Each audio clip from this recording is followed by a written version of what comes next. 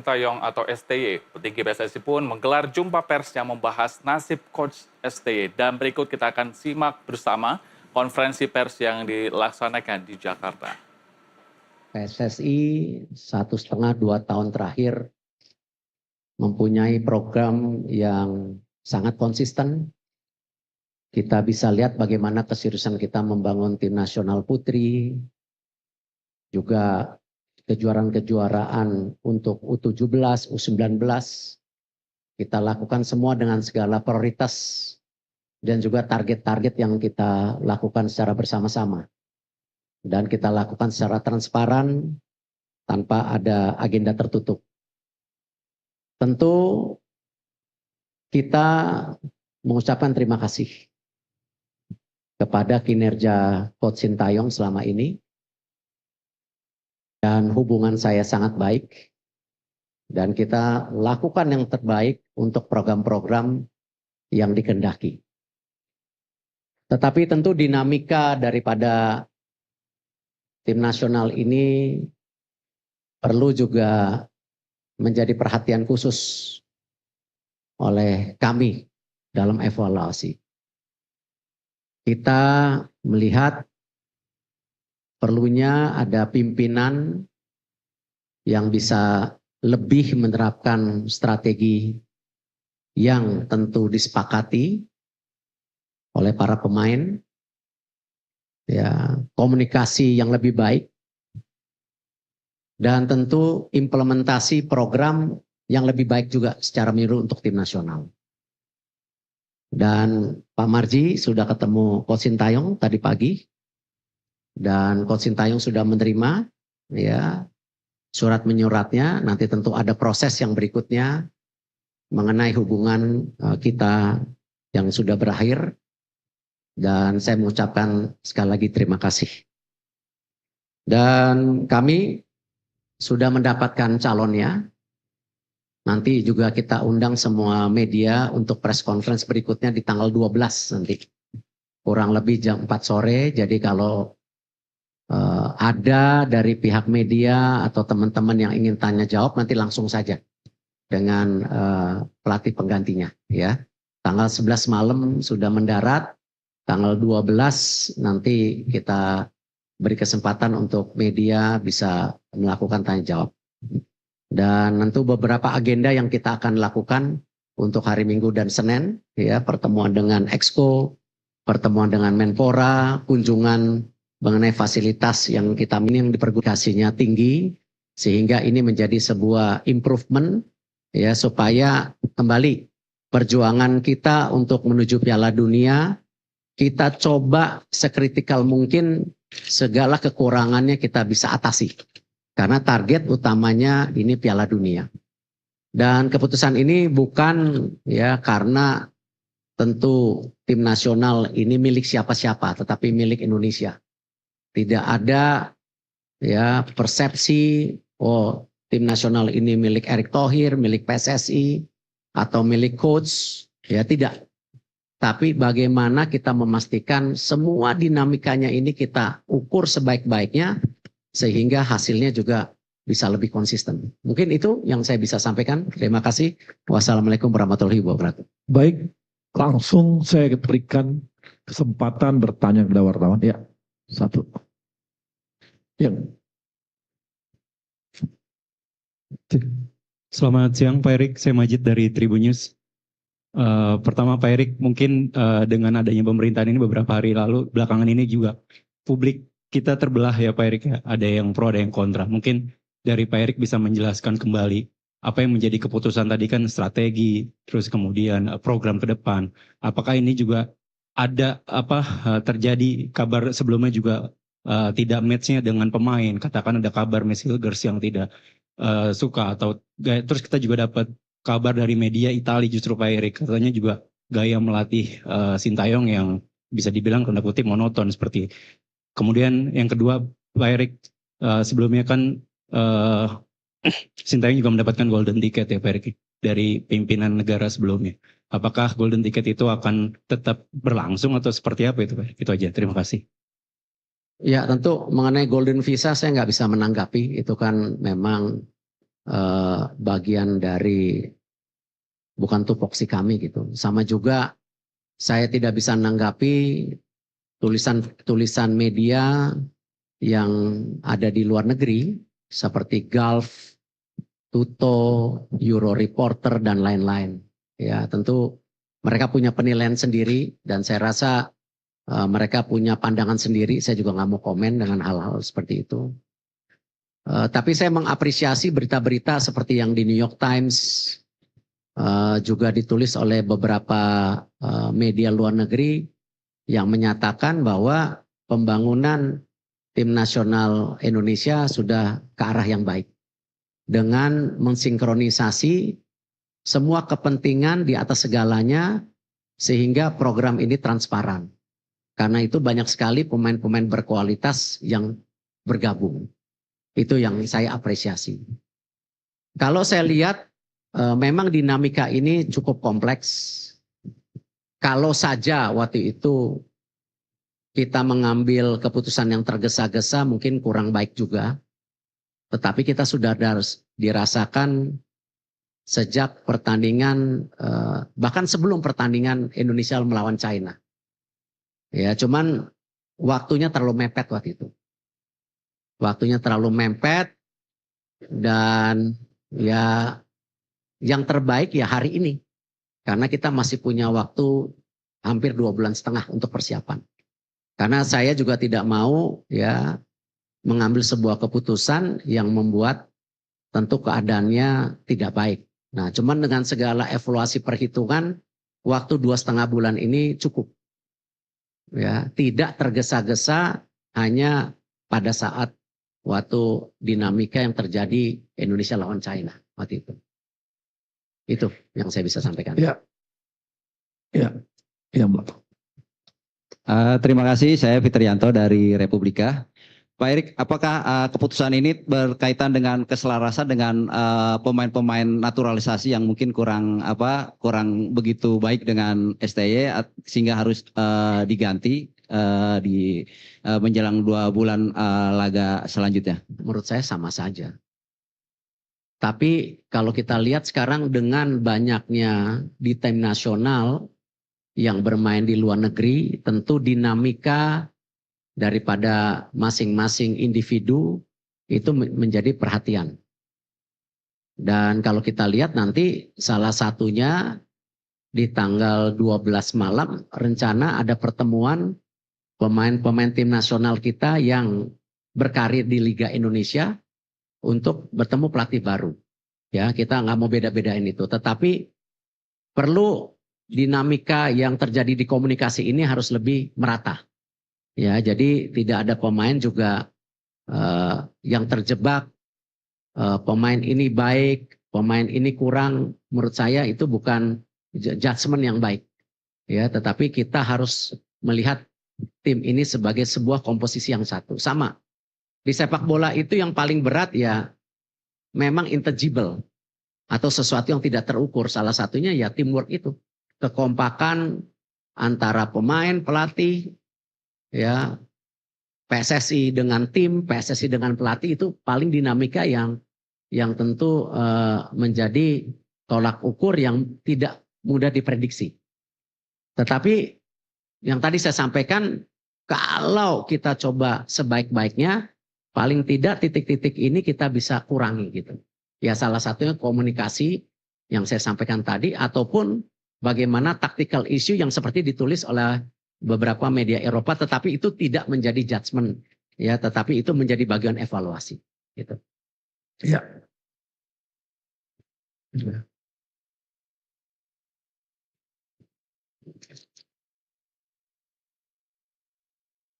Baiknya, tolong dibantu yang Cek. Selamat siang Pak Erik, saya Sony dari Kumparan.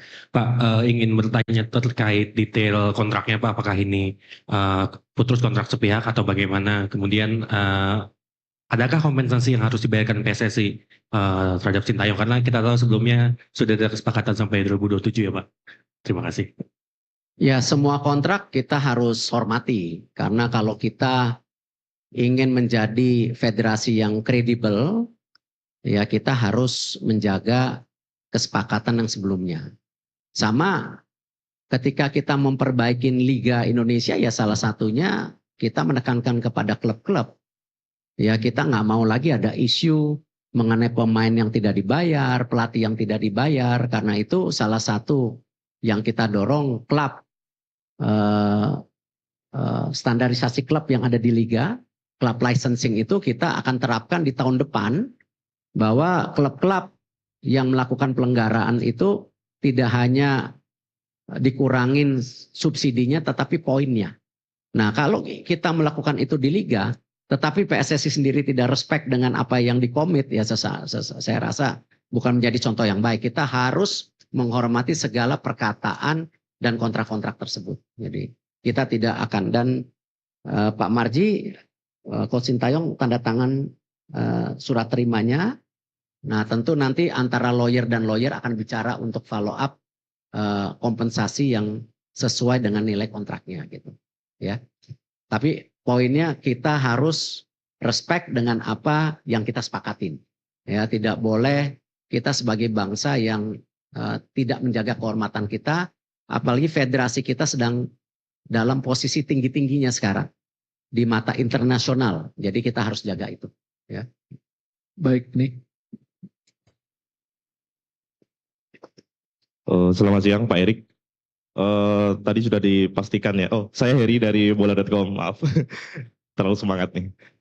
Dalam beberapa hari terakhir setelah isu pemecatan Sintayong kan muncul di beberapa media sosial bahwa ada nama-nama yang muncul. Ada yang menyebut Patrick Kluivert, ada yang menyebut ini itu. Mungkin bisa dipastikan siapa Pak penggantinya Sintayong di Timnas Indonesia. Kemudian kedua untuk Pak Marji, tadi pagi disebutkan Pak Marji bertemu dengan Coach Shin. Mungkin apa yang disampaikan Pak Marji kepada Coach Shin mungkin, dan apa yang disampaikan Coach Shin kepada Pak Marji bisa diceritakan. Itu aja, terima kasih. Pak Marji, silakan Pak Marji. Terima kasih Pak Ketum. Saya perlu sampaikan berkaitan dengan pertemuan saya dengan Coach Shin. Alhamdulillah semuanya berjalan dengan baik, smooth, tidak juga ada persoalan apa-apa. Prinsipnya Coach Shin menerima keputusan pemutusan hubungan kerja antara PSSI dengan Coach Sintayong, dan Coach Shin mengucapkan terima kasih atas kepercayaan yang sudah diberikan PSSI kepada Coach Shin selama kurang lebih hampir 5 tahun. Dan pesannya Coach Shin mudah-mudahan timnas bisa lolos ke Piala Dunia. Itu aja. Untuk pelatih-pelatih yang diinterview memang ada 3 nama waktu itu. Dan juga berikut beberapa asisten sebagai opsi untuk pendamping pelatih. Karena kita yakini tidak ada pelatih yang sempurna. Pasti masing-masing pelatih punya kekurangan. Nah memang salah satu kandidat yang saya interview yang namanya disebutkan tadi. Tapi daripada menebak-nebak, kan tadi saya bilang tanggal 11 sampai tanggal 12 nanti ada press conference jam 4. Lebih baik media bisa bertanya langsung kepada pelatih yang tentu kita sudah sepakati. Gitu. Oke, yang pojok.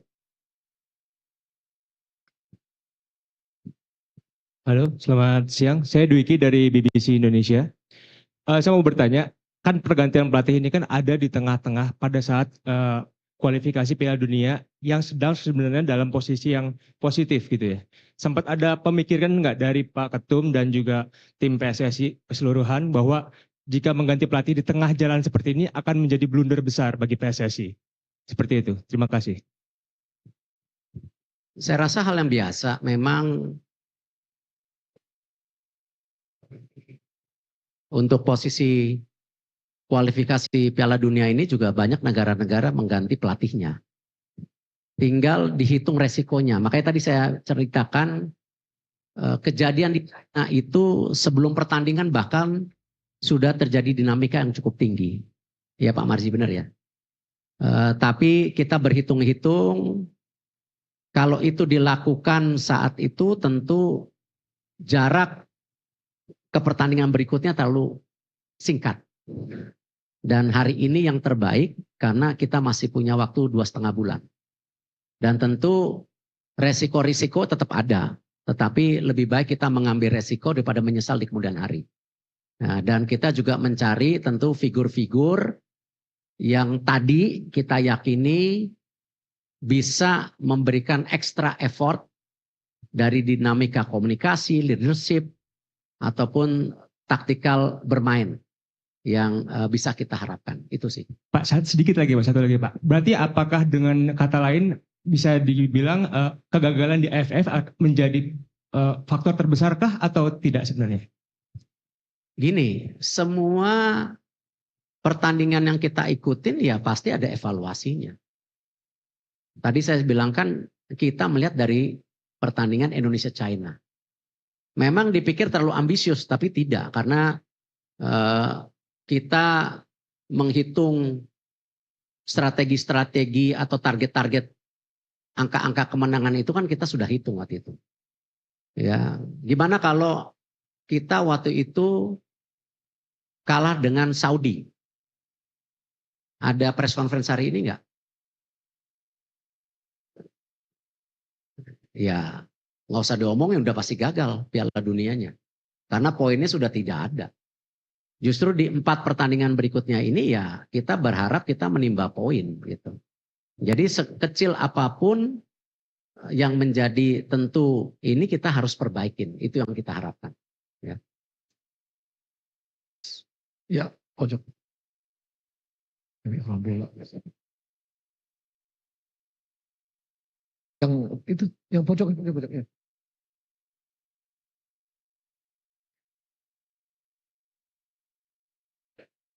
Selamat siang Pak Erik, Pak Semaji, Pak Mali, Pak Yunus Nusi, dan Pak Arya. Saya Taufik dari FIFA Goal.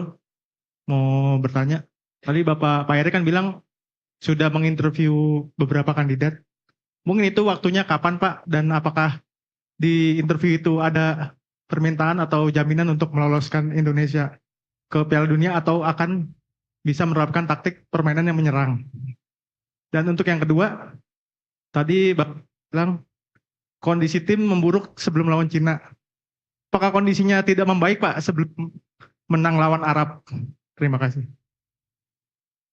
Iya, kemarin saya mendapat izin dari Bapak Presiden, walaupun gimana kan saya menteri ya. Jadi kalau traveling ke luar negeri, saya izin. Saya mendapat kesempatan 5 hari kemarin ke sebuah negara di Eropa untuk buka warung istilahnya, ya, interview dan lain-lain. Dari tanggal 25 sampai 30.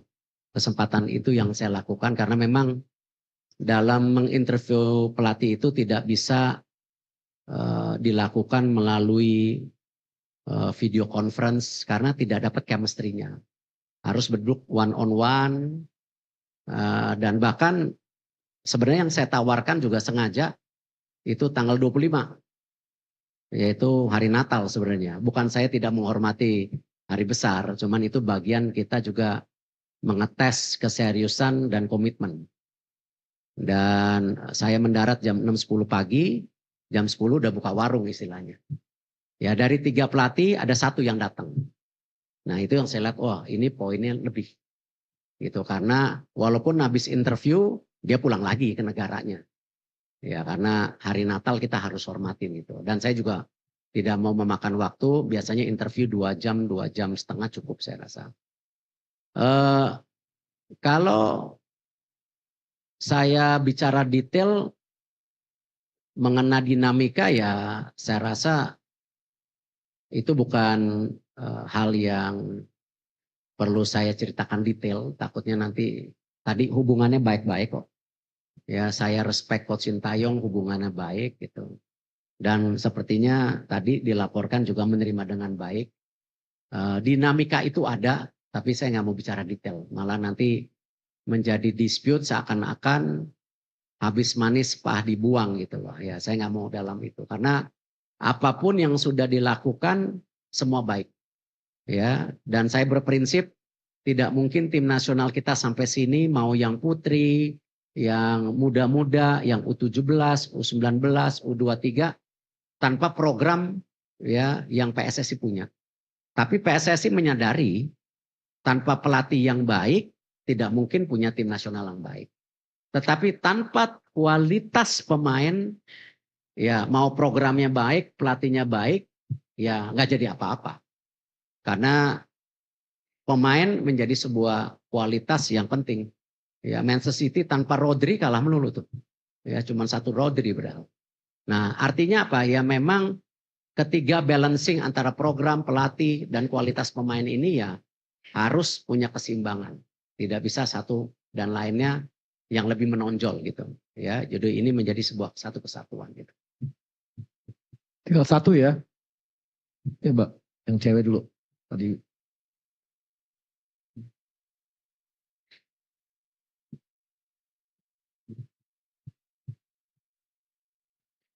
Assalamualaikum warahmatullahi wabarakatuh. Siang Pak, Niar dari RRI.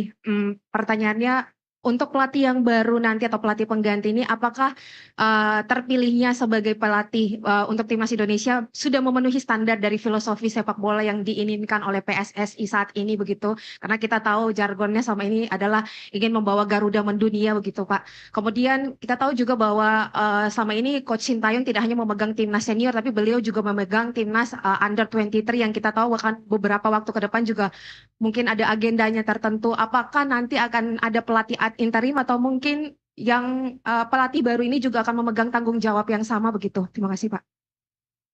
Coach Indra, Coach Nova juga ditargetkan Garuda mendunia. Kenapa setelah lolos AFC kita targetkan mereka untuk bisa qualified di kejuaraan dunia U17, U20. Nah, nanti memang untuk tim pelatih itu di dalamnya ada komponen pelatih U23. Ya, jadi nanti kalau diumumkan nanti biar aja tanggal 12 itu ada pelatih kepala, ada beberapa asisten dan ada satu asisten untuk U23. Ya, tetapi mempunyai program yang sama U23 dan senior. Nah, memang kuncinya ketika kita ingin punya filosofi sepak bola seperti Jepang ataupun beberapa negara lain ya kita perlu waktu. Itulah kenapa diperlukan technical director nanti. Cuman ya memang tidak mudah juga mencari technical director karena memang ya ini perlu pendalaman daripada detail daripada persepakan bola Indonesia. Cuman yang menarik yang salah satunya saya titipkan bahwa selain target ya saya juga titipkan bahwa filosofi sepak bola ini mesti dibangun dari senior dan U23 dan itu disanggupi tentu dengan waktu-waktu juga perlu support dari banyak pihak tentunya. Para pelatih yang saya interview sudah mengerti targetnya dan beberapa juga yang punya nama di dunia sepak bola tidak mungkin bergabung ke sebuah negara hanya sekedar mencari kerjaan. Ya, tetapi mereka pasti mempunyai target personal ya di mana tentu ingin menjadi bagian sejarah legacy yang kita miliki gitu. Yaitu lolos ke Piala Dunia. Terakhir di SCTV.